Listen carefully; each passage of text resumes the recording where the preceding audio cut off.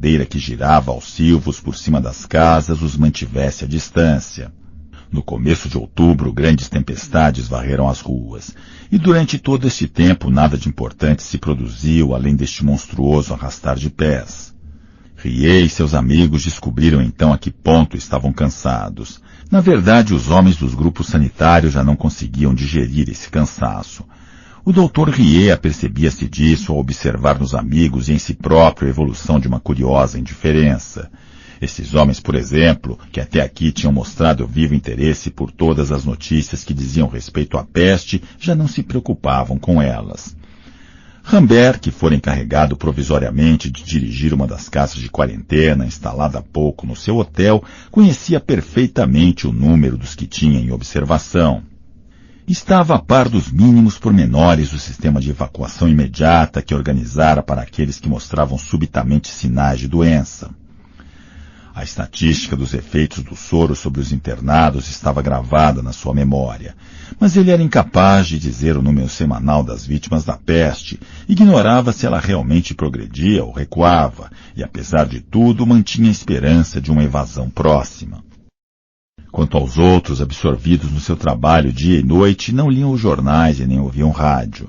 E se eles anunciavam um resultado, simulavam interessar-se, mas acolhiam-no na verdade com a indiferença distraída que atribuímos aos combatentes das grandes guerras esgotados pelo esforço, dedicados apenas a não desfalecer no seu dever cotidiano, mas já sem esperar pela operação decisiva nem pelo armistício. Grant, que continuava a efetuar os cálculos exigidos pela peste, teria certamente sido incapaz de indicar os seus resultados gerais. Ao contrário de Torrot, de Rambert e de Rie, visivelmente resistentes ao cansaço, a sua saúde nunca havia sido boa. Ora, ele acumulava as funções de auxiliar da prefeitura, a sua secretaria junto a Rie e os trabalhos noturnos. Viam-no assim num estado contínuo de esgotamento, sustentado por 2 ou 3 ideias fixas, como a de se oferecer umas férias completas depois da peste durante uma semana, pelo menos, e de trabalhar então de maneira positiva, tirem os chapéus, meus senhores, no que tinha à mão. Era também sujeito a bruscos enternecimentos, e nessas ocasiões falava de bom grado de Jeanne e Rie, perguntava a si próprio onde estaria ela naquele momento e se ao ler os jornais pensaria nele. Foi com ele que Rie se surpreendeu um dia a falar de sua própria mulher no tom mais banal, o que nunca fizera até então. Incerto do crédito que podia atribuir aos telegramas sempre tranquilizadores da mulher, resolvera telegrafar ao médico-chefe da clínica onde ela se tratava. Em resposta, tinha recebido a comunicação de um agravamento do estado da paciente e a garantia de que tudo seria feito para deter a evolução do mal. Tinha guardado para si a notícia e não se explicava a não ser pelo cansaço como tinha podido confiá-la a Grant. O empregado municipal, depois de ter-lhe falado de Jenny, interrogara-o acerca de sua mulher e Rie respondera. Como sabe, isso agora cura-se muito bem, dissera Grant. Rie tinha concordado, dizendo simplesmente que a separação começava a ser longa e que ele poderia talvez ter ajudado a mulher a vencer a doença, ao passo que hoje ela devia sentir-se totalmente só. Depois calara-se e só respondera muito evasivamente às perguntas de Grant. Os outros encontravam-se no mesmo estado. Torrot resistia melhor, mas os cadernos mostram que se a sua curiosidade não se tornara menos profunda, perdera em diversidade. Durante todo esse período, na realidade, ele aparentemente só se interessava por Cottard. À noite, em casa de Rie, onde acabara por se instalar desde que o hotel fora transformado em instituição de quarentena, mal ouvia Grant ou o doutor enunciarem os resultados. Desviava imediatamente a conversa para os pequenos pormenores da vida de Oran que geralmente o ocupavam. Quanto a Castell, no dia em que veio anunciar a Rie que o soro estava pronto, e depois de terem decidido fazer a primeira experiência no garoto do Sr. Otton, que acabavam de remover para o hospital e cujo caso parecia desesperador a Rie, este comunicava ao velho amigo as últimas estatísticas quando reparou que seu interlocutor adormecera profundamente na cadeira. E diante desse rosto, em que habitualmente um ar de ternura e de ironia punha uma perpétua juventude, e que agora subitamente abandonado, com um filete de saliva a unir-lhe os lábios entreabertos, deixava ver os estragos e a velhice, Rie sentiu um aperto na garganta. Era por tais fraquezas que Rie podia julgar o seu cansaço. A sensibilidade lhe fugia. Amarrada a maior parte do tempo, endurecida e seca, irrompia de vez em quando e abandonava-o a emoções que já não conseguia dominar. Sua única defesa era refugiar-se neste endurecimento e apertar o nó que nele se formara. Sabia efetivamente que essa era a melhor maneira de continuar. Quanto ao resto, não tinha muitas ilusões e o seu cansaço tirava-lhe as que ainda conservava, porque sabia que durante um período cujo término não conseguia vislumbrar, o seu papel já não era o de curar. O seu papel era diagnosticar, descobrir, ver, descrever, registrar, depois condenar. Essa era a sua tarefa. Esposas agarravam-lhe as mãos e gritavam: "Doutor, dê-lhe a vida." Mas ele não estava ali para dar vida, estava ali para ordenar o isolamento. De que servia o ódio que lia então nas fisionomias? O senhor não tem coração, tinham-lhe dito um dia. Sim, ele tinha um coração. Servia-lhe para suportar as 20 horas por dia em que via morrer homens que haviam sido feitos para viver. Servia-lhe para recomeçar todos os dias. De agora em diante, o coração maldava para isso. Como este coração seria suficiente para dar vida? Não, não eram socorros que ele distribuía durante todo o dia, e sim informações. Aquilo, é claro, não se podia chamar uma profissão de homem. Mas afinal, a quem então aquela multidão aterrorizada e dizimada tinha deixado tempo para exercer uma profissão de homem? Ainda bem que havia fadiga. Se Rie estivesse mais vigoroso, aquele cheiro de morte espalhado por toda parte poderia tê-lo tornado sentimental. Mas quando só se dorme 4 horas não se é sentimental. Vêem-se as coisas como elas são, isto é, vêem-se segundo a justiça, a horrenda e irrisória justiça. E os outros, os condenados, também eles o sentiam bem. Antes da peste recebiam-no como um salvador. Ele ia consertar tudo com 3 pílulas e uma seringa, e apertavam-lhe o braço ao conduzi-lo pelos corredores. Era lisonjeiro, mas perigoso. Agora, pelo contrário, apresentava-se com soldados. Era necessário dar coronhadas para que a família se decidisse a abrir a porta. Teriam desejado arrastá-lo e arrastar toda a humanidade com ele para a morte. Ah, era bem verdade que os homens não podiam dispensar os homens, que ele se achava tão despojado quanto estes desgraçados e que merecia este mesmo tremor de piedade que sentia crescer em si depois de deixá-los. Eram pelo menos as ideias que o Dr. Rie, durante essas intermináveis semanas, agitava com as que se relacionavam à situação de separado. E eram também aquelas cujo reflexo ele lia no semblante dos amigos. Mas o efeito mais perigoso do esgotamento que vencia pouco a pouco todos os que continuavam a luta contra o flagelo não estava nessa indiferença aos acontecimentos exteriores e às emoções dos outros, e sim na negligência a que haviam chegado. Porque tinham então tendências a evitar todos os gestos que não fossem absolutamente indispensáveis e que lhes pareciam sempre acima das suas forças. Foi assim que esses homens chegaram a desprezar cada vez mais as regras de higiene que tinham codificado, a esquecer algumas das desinfecções que deviam praticar em si próprios, a correr por vezes sem se prevenirem contra o contágio para junto de doentes atacados de peste pulmonar, porque alertados no último momento de que deviam dirigir-se a casas infectadas, tinha-lhes parecido de antemão exaustivo voltarem a qualquer local para fazerem as instilações necessárias. Nisso residia o verdadeiro perigo, pois era a própria luta contra a peste que os tornava então mais vulneráveis à peste. Apostavam em suma no acaso, e o acaso não pertence a ninguém. Contudo, havia na cidade um homem que não parecia nem esgotado, nem desanimado, e que continuava a ser a imagem viva da satisfação. Era Cottard. Continuava a manter-se à distância, preservando, no entanto, suas relações com os outros, mas optara por visitar Torrot sempre que o trabalho deste o permitia, por um lado porque Torrot estava bem informado sobre o seu caso e por outro porque ele sabia acolher o pequeno capitalista com uma cordialidade inalterável. Era um milagre perpétuo, mas Torrot, apesar do esforço que despendia, continuava benévolo e atencioso. Mesmo quando o cansaço o arrastava em certas noites, no dia seguinte ele encontrava uma nova energia. Com esse, dissera Cottard a Rambert, pode-se conversar porque é um homem, sempre se obtém a compreensão dele. É por isso que nessa época as notas de Torrot convergem pouco a pouco para o personagem Cottard. Torrot tentou fazer um quadro das reações e reflexões de Cottard, tal como elas lhe eram confiadas por ele ou tal como ele as interpretava. Sob a rúbrica Relações entre Cottard e a Peste, este quadro ocupa algumas páginas do caderno e o narrador acha útil fazer aqui um resumo. A opinião geral de Torrot sobre o pequeno capitalista resumia-se nesse juízo. É um personagem que cresce. Aparentemente, aliás, ele crescia em bom humor. Não lhe desagradava a feição que os acontecimentos tomavam. Exprimia às vezes o fundo do seu pensamento diante de Torrot por meio de observações deste gênero. É claro que a coisa não vai melhor, mas ao menos estamos todos no mesmo barco. Evidentemente, acrescentava Torrot, ele está ameaçado como os outros, mas justamente está com os outros. Depois não está seriamente convencido, tenho a certeza, de que possa ser atingido pela peste. Parece viver com a ideia, aliás não tola de todo, de que um homem presa de uma grande doença ou de uma angústia profunda está dispensado por isso mesmo de todas as outras doenças ou angústias. Já reparou, disse-me ele, que não se podem acumular as doenças?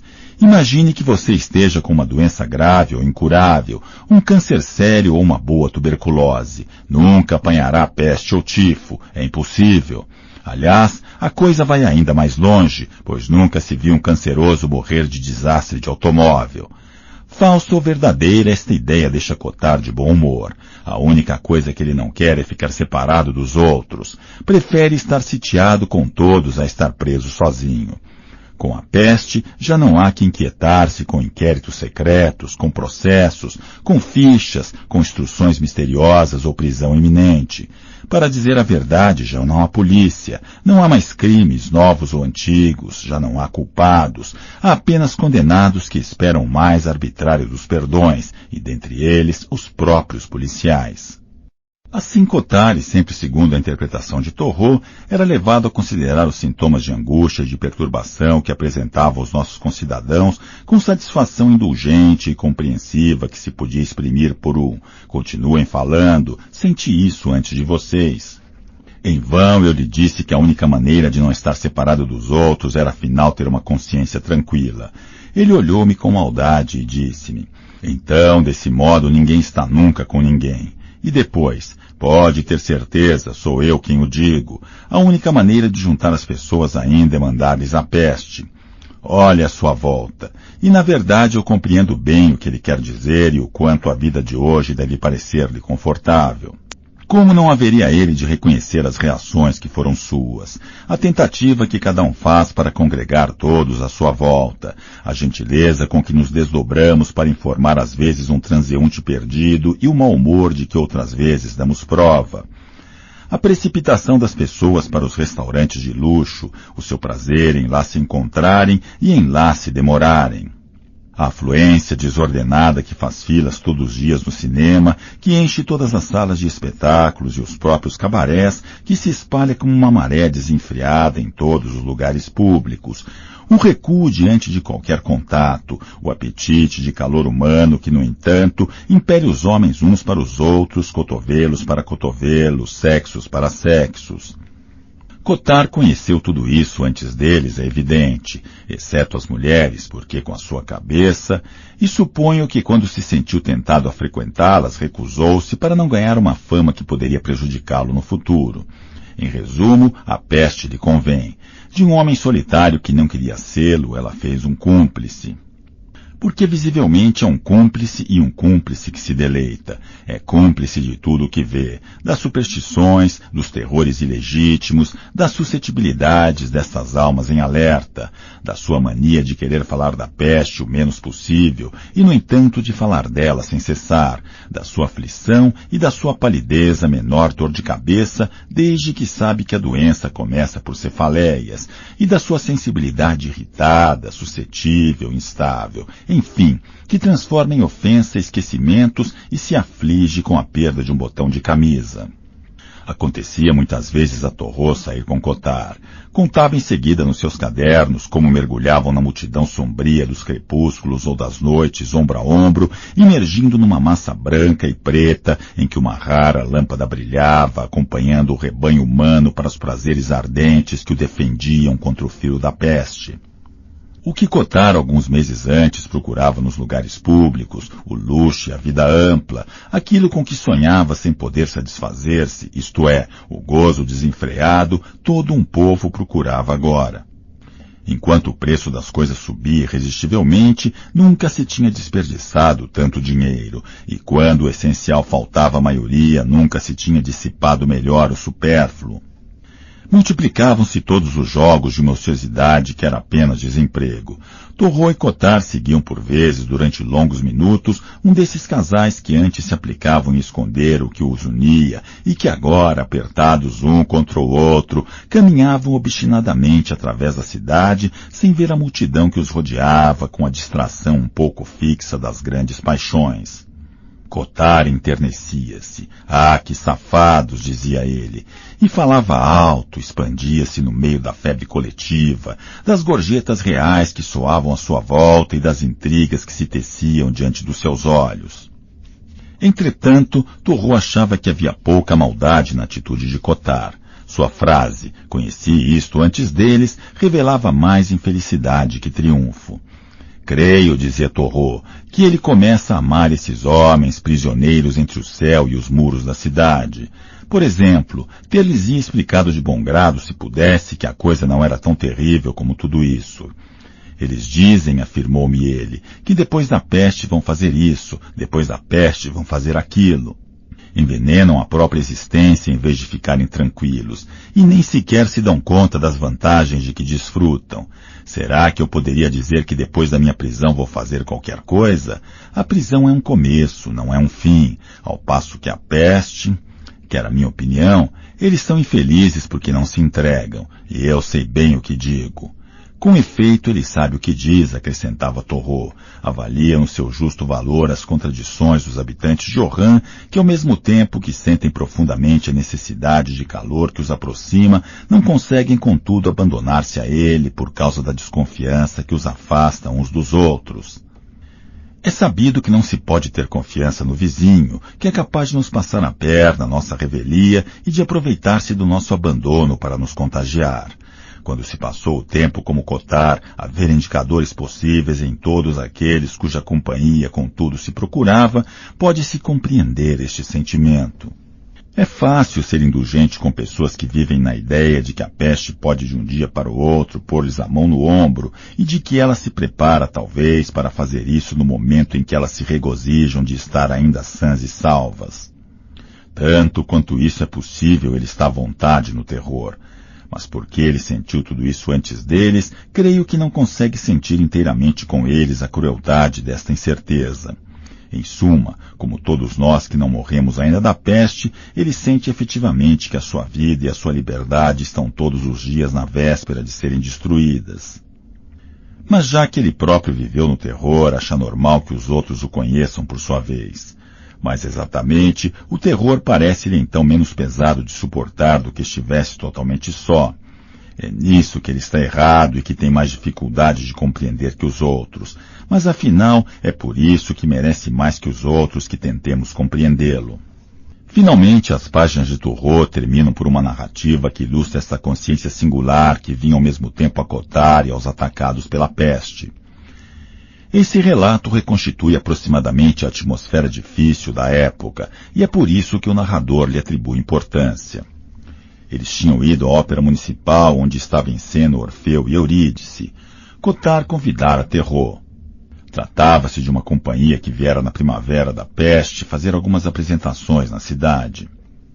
Bloqueada pela doença, a companhia se vira forçada, após um acordo com a nossa ópera, a repetir o espetáculo uma vez por semana. Assim, há meses, todas as sextas-feiras, no nosso teatro municipal, ressoavam os lamentos melodiosos de Orfeu e os chamados impotentes de Eurídice. No entanto, este espetáculo continuava a conhecer interesse do público e tinha sempre grandes receitas. Instalados nos lugares mais caros, Cotar e Torrot dominavam uma plateia repleta pelos mais elegantes dos nossos concidadãos. Os que chegavam esforçavam-se visivelmente em fazer notar a sua entrada, sob a luz contundente da ribalta, enquanto os músicos afinavam discretamente os instrumentos, as silhuetas destacavam-se com precisão, passavam de uma fila a outra, inclinavam-se com graça. No ligeiro rumor de uma conversa de bom tom, os homens retomavam a segurança que lhes faltava algumas horas antes entre as ruas negras da cidade. A casaca expulsava a peste. Durante todo o primeiro ato, Orfeu queixou-se com facilidade, algumas mulheres de túnica comentavam com graça o seu infortúnio e cantou-se o amor em pequenas áreas. A sala reagiu com um entusiasmo discreto. Mal se notou que Orfeu introduziu na sua área do segundo ato tremores que não figuravam e pedia com um ligeiro excesso de patético ao Senhor dos Infernos que se deixasse comover pelo seu pranto. Certos gestos bruscos que lhe escaparam apareceram aos mais perspicazes como um efeito de estilização que aumentava ainda mais o valor da interpretação do cantor. Foi necessário o dueto de Orfeu e Eurídice no terceiro ato. Era o momento em que Eurídice escapava ao seu amante para que uma certa surpresa corresse pela sala. E como se o cantor tivesse apenas esperado este movimento do público, ou mais certamente ainda, como se o rumor vindo da plateia tivesse confirmado o que ele sentia, foi esse o momento em que ele escolheu para avançar para a boca da cena de uma forma grotesca, com os braços e pernas afastados no seu traje antigo, para vir abater-se no bucolismo do cenário, que nunca deixara de ser anacrônico, mas que assim se tornou aos olhos dos espectadores pela primeira vez e de uma maneira terrível. Isto porque ao mesmo tempo a orquestra calou, as pessoas da plateia levantaram-se e começaram lentamente a evacuar a sala. Primeiro em silêncio, como se sai de uma igreja depois de acabada a missa ou de uma câmara mortuária depois de uma visita, as mulheres segurando as saias e saindo de cabeça baixa, os homens guiando as companheiras pelo cotovelo, evitando o choque das cadeiras. Pouco a pouco, porém, o movimento precipitou-se, o murmúrio tornou-se exclamação e a multidão afluiu às saídas, comprimindo-se e acabando por se empurrar aos gritos. Cottard e Torrot, que apenas se tinham levantado, ficaram sós diante de uma das imagens do que era sua vida de então, a peste no palco sob o aspecto de um histrião desarticulado, e na sala todo um luxo tornado inútil sob a forma de leques esquecidos e de rendas agarradas ao vermelho das poltronas. Rambert, durante os primeiros dias do mês de setembro, trabalhara seriamente ao lado de Rie. Apenas pedir uma folga no dia em que devia encontrar-se com Gonzales e os dois rapazes em frente ao liceu. Ao meio-dia, Gonzales e o jornalista viram chegar os dois rapazes que riam. Disseram que não tinha havido sorte da outra vez, mas que era preciso esperar. Em todo caso, já não era sua semana de plantão. Era preciso ter paciência até a semana seguinte. Então recomeçariam. Rambert disse que era bem esta a palavra exata. Gonzales propôs, portanto, o encontro para a próxima segunda-feira. Desta vez, porém, instalariam Rambert em casa de Marcel e Louis. Vamos marcar um encontro, você e eu. Se eu não aparecer, você vai diretamente à casa deles. Vamos explicar onde moram. Mas Marcel ou Louis disse nesse momento que o mais simples era conduzir imediatamente o companheiro. Se não fosse muito exigente, havia comida para os 4. E dessa forma ele se informaria logo. Gonzales disse que era uma excelente ideia e desceram para o porto. Marcel e Louis moravam no final do bairro da Marinha, perto das portas que davam para a estrada da orla marítima. Era uma pequena casa espanhola, de paredes espessas, janelas exteriores de madeira pintada, compartimentos nus e sombrios. Havia arroz servido pela mãe dos rapazes, uma velha espanhola sorridente e cheia de rugas. Gonzales admirou-se, pois já havia falta de arroz na cidade. Nós o arranjamos nas portas, disse Marcel. Rambert comia e bebia e Gonzales afirmou que ele era um companheiro de verdade, enquanto o jornalista pensava unicamente na semana que tinha de passar. Na realidade, teve de esperar 2 semanas, pois os turnos de guarda foram elevados para 15 dias a fim de reduzir o número de equipes. E durante esses 15 dias, Rambert trabalhou sem se poupar, de maneira ininterrupta, com os olhos de certo modo fechados, desde a aurora até a noite. Tarde da noite deitava-se e dormia um sono profundo. A passagem brusca da ociosidade a este trabalho esgotante deixava-o quase sempre sem sonhos e sem forças. Falava pouco da sua próxima fuga. Um único fato notável. Ao fim de uma semana, confessou ao doutor que pela primeira vez na noite anterior se embriagara. Ao sair do bar, teve de repente a impressão de que as virilhas se inchavam e os braços se moviam com dificuldade em torno da axila. Pensou que era a peste.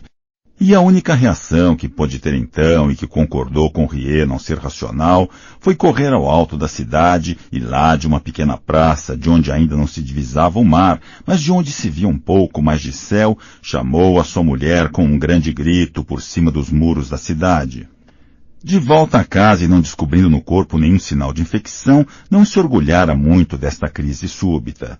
Rie disse que compreendia muito bem que se pudesse agir assim. De qualquer modo, disse ele, pode acontecer que se tenha vontade de fazê-lo. O Sr. Otton falou-me a seu respeito esta manhã, acrescentou subitamente Rie no momento em que Rambert ia deixá-lo.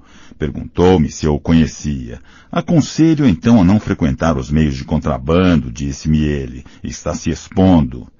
Que quer dizer com isso? Quer dizer que tem de apressar-se. Obrigado, disse Rambert apertando a mão do médico. Já à porta voltou-se de repente. Rie notou que pela primeira vez desde a peste ele sorria. Por que não me impede então de partir? Dispõe de todos os meios. Rie abanou a cabeça com o seu movimento habitual e respondeu que isso era problema de Rambert, que escolhera a felicidade e que ele, Rie, não tinha argumentos a contrapor. Sentia-se incapaz de julgar o que era bem ou mal naquele caso. Dessas condições, por que me diz que devo me apressar? É talvez porque também tenho vontade de fazer qualquer coisa pela felicidade.